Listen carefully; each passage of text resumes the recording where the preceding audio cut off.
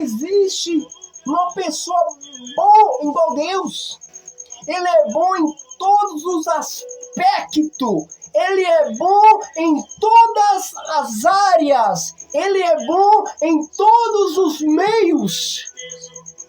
Ele é bom para com os de perto, para com os de longe. Deus é bom. A bondade é Deus. Ele é amor. Ele é paz, Ele é vida, Ele é contentamento, Ele é amor. A glória! Você não está entendendo? Deus é bom. E a sua benignidade é para sempre. Devemos lembrar da bondade do Senhor. Devemos lembrar da gratidão de Deus. Ele é grato.